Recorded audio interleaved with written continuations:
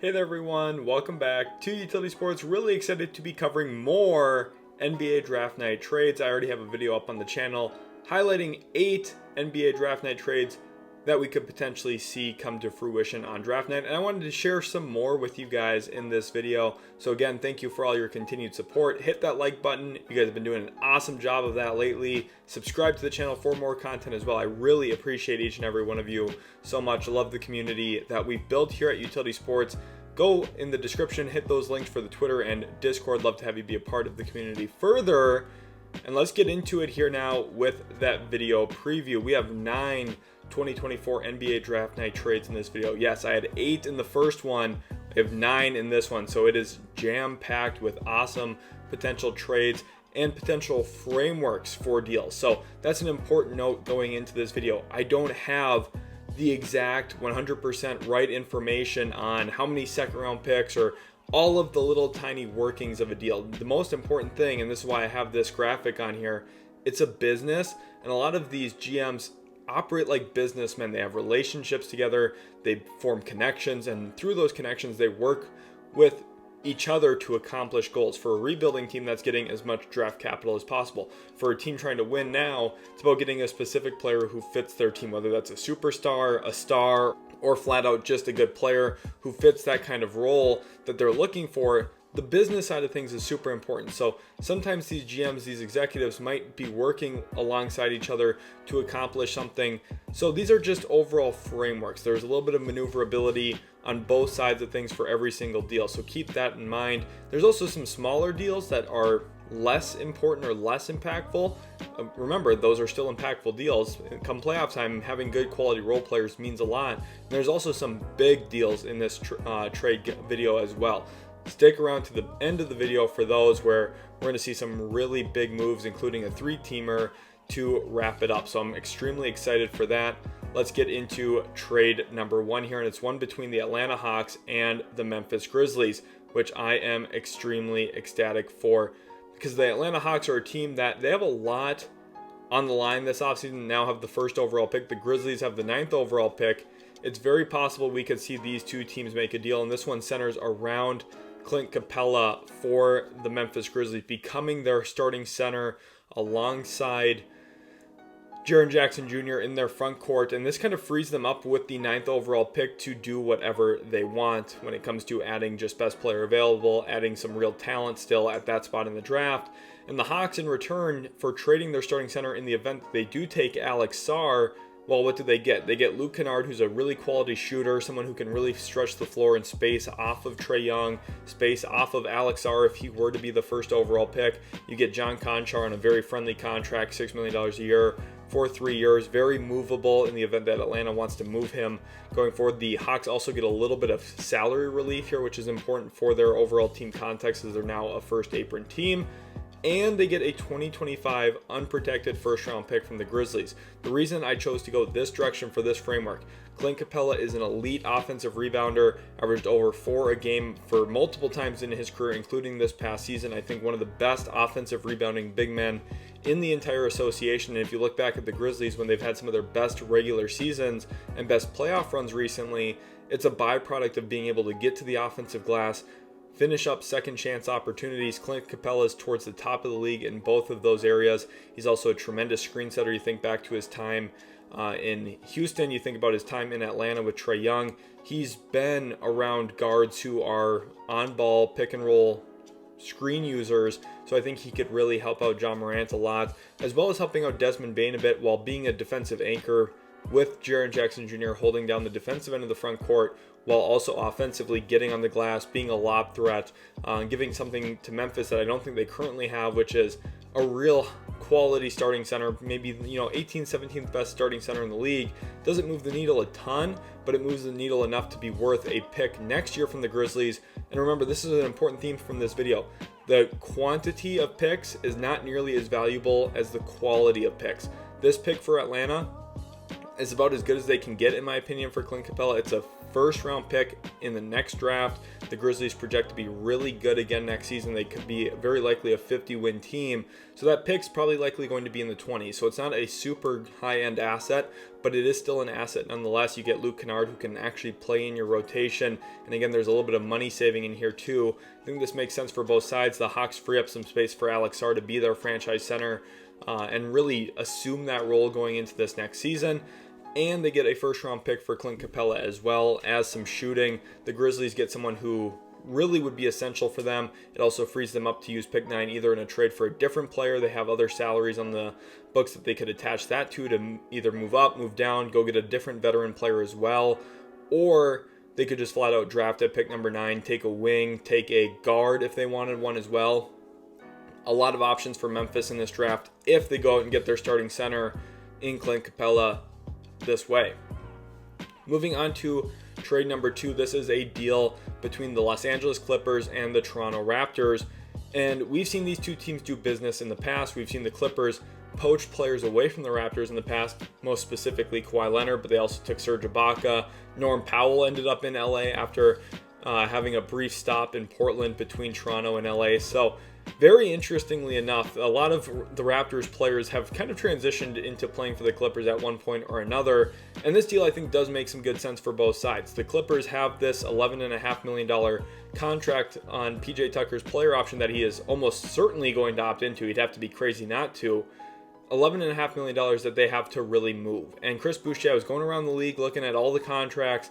Chris Boucher was one that made a ton of sense to me because of his length and defensive versatility as a really good front court addition for the Clippers. The more length, size, shot blocking, and defensive impact you can add around Kawhi Leonard, potentially Paul George, we'll see what happens with his future, and James Harden, the better. I think the Clippers were just a body short, especially a big body short this postseason.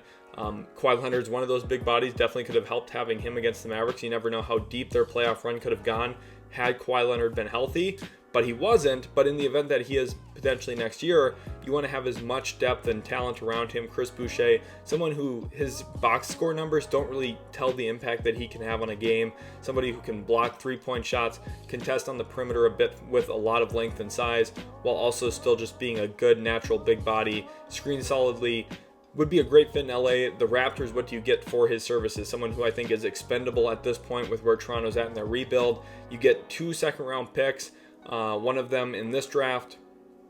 You also get a pick in 2030, which is, yes, I know a long ways away, half a decade away right now.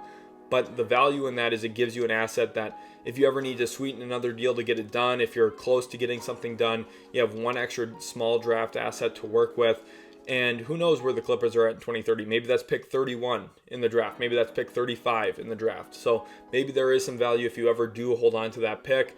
And you're turning Boucher into PJ Tucker, which is not that much of a regression, honestly. And for a team like Toronto, who I think is more shaping towards rebuilding and retooling their roster on the fly right now, giving up Boucher, I think, is expendable, especially if you are getting a few draft assets for him. So I do overall like this trade for Toronto. It gives them increased trade flexibility going forward at a very low cost for their actual long-term roster construction planning, while the Clippers get someone who can help them a bit right now. This is one of those smaller trades. Chris Boucher, though, in 15 to 18 minutes a night could definitely play a positive, impactful role for LA this upcoming season. Then trade number 3, we have a very important trade and one that would make the Denver Nuggets a heck of a lot better. The Nuggets have Zeke Naji on an extension for 4 years, but he doesn't really play very much. He doesn't have a big role, and come playoff time, it's clear Michael Malone has no plans on playing Zeke Naji. So it's time for the Nuggets to go out and turn his salary plus Reggie Jackson's $5.2 million player option into a real playoff rotation player, someone who can be super useful alongside their core nucleus, their starting 5 that has been so tremendous for the last couple of years, and that player is Dorian Finney-Smith. The Nets finally decide to sell on Dorian Finney-Smith, taking more of a long-term approach, as Joe Tsai referenced in a recent interview. They get Zeke Naji, a young player, someone who at moments has had some really awesome moments. He's had some really nice plays in the past. He's athletic. He can switch onto the perimeter a little bit. He's a unique player, but Is he a playoff player? Probably not. So you're getting a young guy who maybe you can see help him grow, help him develop a little bit more. He's not the main part of this deal. He's in there for money, as is Reggie Jackson. The main components of this deal is draft capital. You're getting pick number 28 in this year's draft. It's not a super high-end asset, but it is a first-round pick. You could use that to either trade back, maybe you could trade up. Obviously, for a team like Brooklyn, who doesn't have their own pick this year, which is number 3 sent to the Rockets, getting a first-round pick in general is helpful in kind of reshaping this direction towards long-term winning. Again, something Josai referenced. You get 2 second-round picks as well. I know some Nets fans are going to say, well, we turned down 2 first-round picks for Dorian Finney-Smith. I'm hearing ya. It doesn't mean that offer is still on the table. And I think that the market has probably shifted a little bit. Dorian Finney-Smith's value is probably a little bit less than it used to be. And as a result of that, the Nets settle now for 1 first-round pick, 2 second-round picks, and some salary. The Nuggets get a guy who could be a tremendous point-of-attack defender. I think that was one thing that really stood out for me in the playoffs for Denver is, even though KCP is a very good point-of-attack defender, he's rather light compared to some of the bigger guards, bigger, stronger guards in this league, like an Anthony Edwards. Had they faced the Dallas Mavericks, Luka Doncic would have given them massive problems. Dorian Finney-Smith's a little bit bigger, a little bit stronger than Kentavious Caldwell-Pope, and he's kind of a tweener size between Aaron Gordon and KCP, the 2 best defenders right now in Denver. Getting a third defender, someone who is more of a point-of-attack defender, but with wing size, I think just fits what Denver is really missing and what they need, and he's a reliable corner shooter. I think would be a really good fit around the Jamal Murray, Nikola Jokic 2-man game. Dorian Finney-Smith, I think, makes a ton of sense for Denver. And from the Nets, I just think it's time to sell. It's time to get as many draft assets as you can. You walk out with 3 total picks in this one, 1 first-rounder, 2 second-rounders. It's probably about as good as you can do right now for Dorian Finney-Smith, if I had to guess. And I think the Nuggets get a lot better. They get 1 really key piece into their rotation who is still very, very cheap and very affordable at this point in time. It's a home run for the Nuggets, and I think it's an overall solid trade for the Nets as well, who turned Dorian Finney-Smith into draft capital. Trade number 4. Here we are now with the Milwaukee Bucks and the Sacramento Kings, and I low-key like this one a lot. So the Kings, my guess right now, and I've said this in a lot of videos, so I'm kind of putting myself out there. My assumption is Malik Monk is going to sign somewhere else in free agency. My current guess would probably be Orlando. If Malik Monk leaves Sacramento, the Kings are losing a real volume of scoring off the bench. That is a huge loss. Someone who you could have argued Malik Monk deserves 6th man of the year. I think that would have been a very, very fair and valid argument. You could have argued that. And with them losing him, you're losing 14, 15 points per game off the bench. So you have to find a way to replace that. But I think that getting someone like Bobby Portis also addresses some of your other needs, which means he's a great rebounder. So when Sabonis is out of the game, you have another big body in there who can get to the glass, both on the offensive and defensive side, to really either end possessions or to gain extra possessions. And I think for Sacramento, Bobby Portis' rebounding could be extremely valuable. Now, this doesn't help them defensively, but Portis is a pretty reliable jump shooter. I think he could actually be an interesting fit next to Domantas Sabonis because of Sabonis' ability to handle, push, and transition, and then Bobby Portis' ability to take advantage of matchups. If you're facing smaller teams, Portis and Sabonis together, there's really no place to hide a wing defensively. So Portis coming off the bench would be really strong for the Kings' bench scoring. And with the emergence of Keon Ellis toward the end of the season, I think it makes Davion Mitchell a little bit more expendable, whereas the Bucks here, they take Zasha Fazenkov's contract for money matching purposes. They get Davion Mitchell as the key piece of the deal here for them, a team that is very, very lackluster at the point of attack defensively. Getting someone whose nickname is Off Night, probably a pretty strong starting point, and turning Bobby Portis into a couple of contracts, really deepening your rotation a little bit. Fazenkov can definitely play some regular season minutes for you as a 4-man. Davion Mitchell can definitely be one of your primary point of attack defenders, someone you rely upon. He's still extremely young, former first round pick, someone who, coming out of Baylor, I liked a lot, and I think maybe Milwaukee can even afford him a few more touches offensively. Next to Dame and Giannis, it's going to be hard to get him a lot of touches, but maybe you can build up his rhythm and his confidence a little bit, and with that, by putting the ball in his hands a little bit more, maybe you get some of that Baylor Davion Mitchell back out as a byproduct on the floor. And I just think his defensive abilities, point of attack coverage, his ability to manipulate, navigate screens, going to be super valuable. You also get a 2024 second round pick because you are, in my opinion, trading the best player in the deal. So you are kind of losing something here for Milwaukee and what Portis has given them over the last couple of years, but getting a second round pick in this draft really is important for their amount of draft capital that they really just don't have right now. Getting that second rounder is valuable. Getting Davion Mitchell is valuable. Sasha Vezenkov can fill some minutes in for you. I think this is an upgrade for the Bucks. I think it makes some sense for the Kings, who are destined to lose some scoring off the bench. So it's a flop deal that I think works pretty well for both sides. There's very low risk included for both sides. The Kings, with Keon Ellis, they can afford to lose Davion Mitchell. And to be honest, when the Bucks are at their best, it's probably Giannis and Brook Lopez on the floor together as the 4-5 combo, which makes Bobby Portis probably expendable for the Bucks to address some of their other flaws, which again, screen navigation, point of attack defense, and a little bit more reliable guard play around Davion Mitchell, or around Damian Lillard, Davion Mitchell can maybe foot the bill there quite a bit. Trade number 5, we have the New Orleans Pelicans and Portland Trailblazers. I tweeted about this one. This is like low-key one of my favorite, like, what if this team just decided to do this type of trades, because Brandon Ingram is 26 years old at the time I'm recording this, and there's a good chance he gets traded. For those of you who do not understand why, he's going to enter the final year of his contract making $36 million, and he's due for a huge extension. And the question is, does New Orleans want to extend him for a super high price? And if not, then they should look to trade him. But the issue with trading him is, does any other team want to pay him a super large price tag? I found a team that I think would be willing to in the Portland Trailblazers. Because yes, I know the Blazers are undergoing a rebuild, but this is different than Damian Lillard, who is 32 years old at the time they traded him.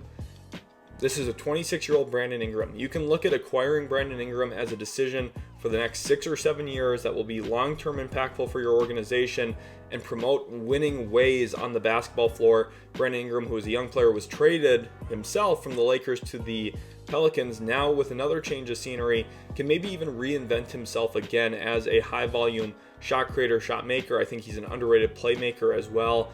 He's grown into a fairly reliable offensive engine, offensive player for a team. And I think for Portland, a team that is honestly, quite frankly, lacking a lot of perimeter talent, lacking a lot of talent around Scoot Henderson and Anthony Simons, I think Brandon Ingram makes a ton of sense as a long-term plug-and-play small forward.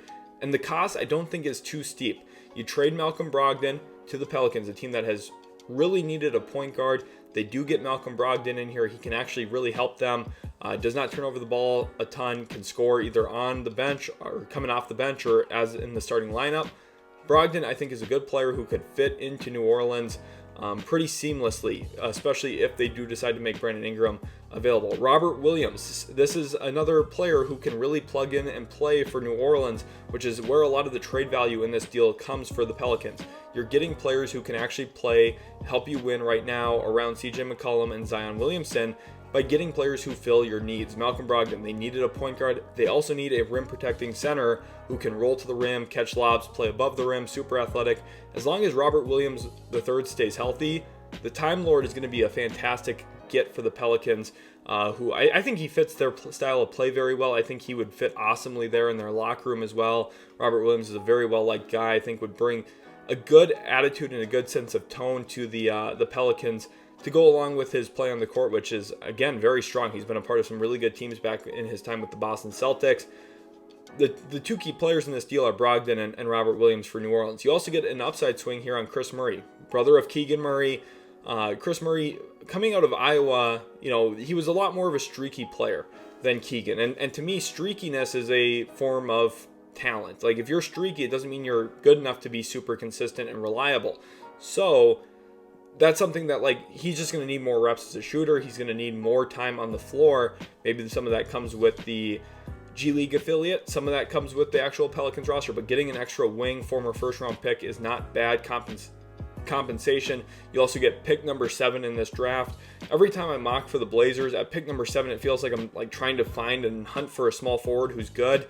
It's hard to mock for them, someone who I really love for them at pick number 7, which is why I think this deal is worth doing for Portland. Yes, you're giving up a pretty big collection of pieces and assets and stuff, but you're doing it for Brandon Ingram, who's been an all-star wing in the past. So I think it's well worth it for the Trailblazers, because if you drafted an all-star wing at pick 7, you'd feel like you hit the lottery.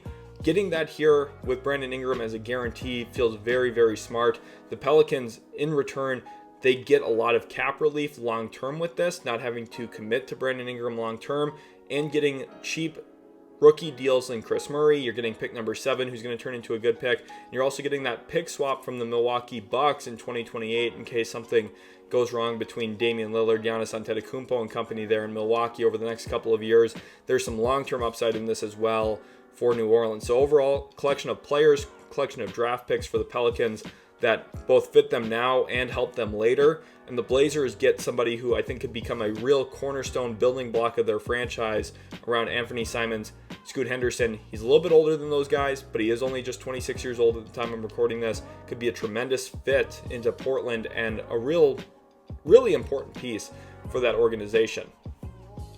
Trade number 6, and this is a fun one. San Antonio Spurs fans were really disappointed last time when I didn't include the Spurs in my trade video on draft night. Well, here's a big time Spurs trade that I think makes a ton of sense. Let's start from the Wizards perspective though. Malachi Branham, Blake Wesley come back in the deal. You also get pick number 4 and 3 second-round picks. The Spurs jump up 2 spots and give up a few young guards that have some upside in Branham and Wesley, something the Wizards could definitely see through with them. They're at the beginning stages of their rebuild. They could sit and be patient for Branham and Wesley. You get pick number 4, so you could still get one of the top players in this draft. For Washington, maybe that's someone like Nikola Topic, maybe that's someone like Rob Dillingham. Do they want to take an upside on one of those offensive creation engines? Could it just be Donovan Clingan that they settle on? If they really like Donovan Clingan at number 2, they could probably trade out of the pick and get him at 4. That's the reality there too. You get 3 second-round picks in this deal as well as sweetener. Now I know Wizards fans are going to say we already have a dozen second-round picks over the next 7 years. I get it, but having more puts a monopoly on the assets, and then when teams need to either dump contracts or need to make moves to figure stuff out, when you have more second-round picks to work with, it gives you future trade flexibility. It's not about just drafting picks there with those assets. That's why they're down the road, 2028, 2029. It gives you years of flexibility. You have multiple years to figure out trades. You can use that 2028 Minnesota second rounder, that 2029 Clippers second rounder as assets to trade in other deals if you need to make a move to bring in somebody, if you need to dump somebody. There's ways to use those picks not just as draft capital for yourself for picking. It's useful to have those assets to make other trades down the road, which is why you get them here just to move down 2 spots. And the Spurs, in return for getting off of some of their young guys with some potential in Branham, Wesley, pick number 4 and 3 seconds, you move up 2 spots. And it might sound crazy because some Spurs fans are going to say that's way too much to move up. Trust me, it isn't, okay? Because in this draft, every time I mock for the Spurs at 4 and 8, I kind of get stuck saying, okay, well, are they going to end up just drafting 2 guards? If they draft 2 guards, I'm not mad about it.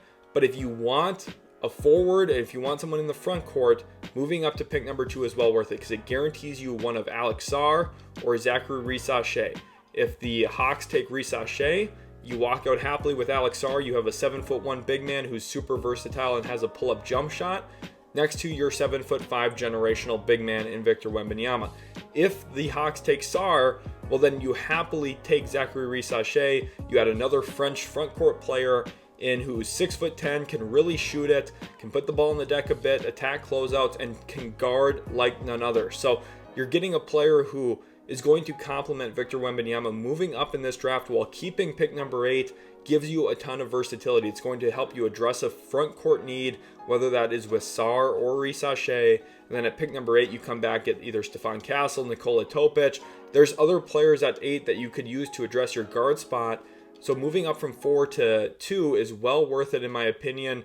Yes, you do give up a decent amount of assets here to do it, but it does change the direction of the Spurs around Victor Wembanyama for the better. And for the Wizards, with their rebuild starting so early, I think getting extra assets, getting some extra young players in like Branham, Wesley, some guys with real creation potential, those guys could be well worth the decision to drop down, especially if they're not enamored with somebody second overall. Whereas the Spurs, this could be their last chance to get someone this high with Victor Wembanyama still on their roster.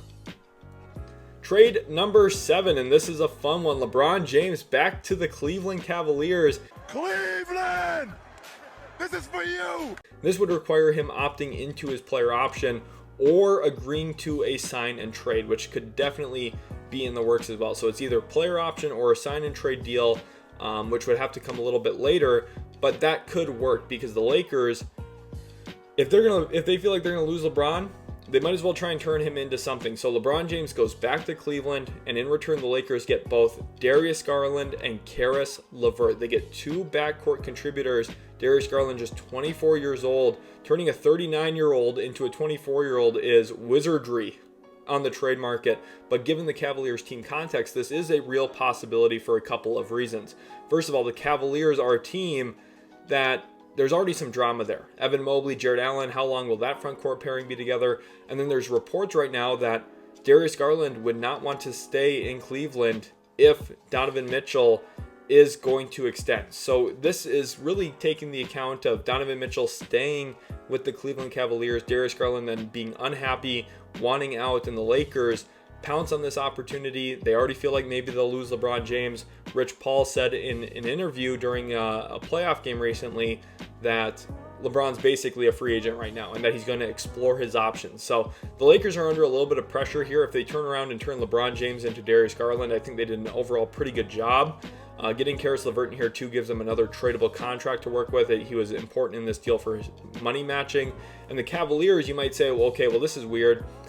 Think back to the 2020 Lakers when they won the NBA Finals. They had at the center spot JaVale McGee and Dwight Howard alongside Anthony Davis. So if there's a team construct that works around LeBron, it's having plus size. And the Cavaliers with Jared Allen, Evan Mobley, I think LeBron would find ways to make that work offensively. You would have him and Donovan Mitchell as your primary offensive creators, and then you would put a shooter on the floor next to the core four players there in Mitchell, LeBron, Allen, Mobley, and then the shooter could be Strus.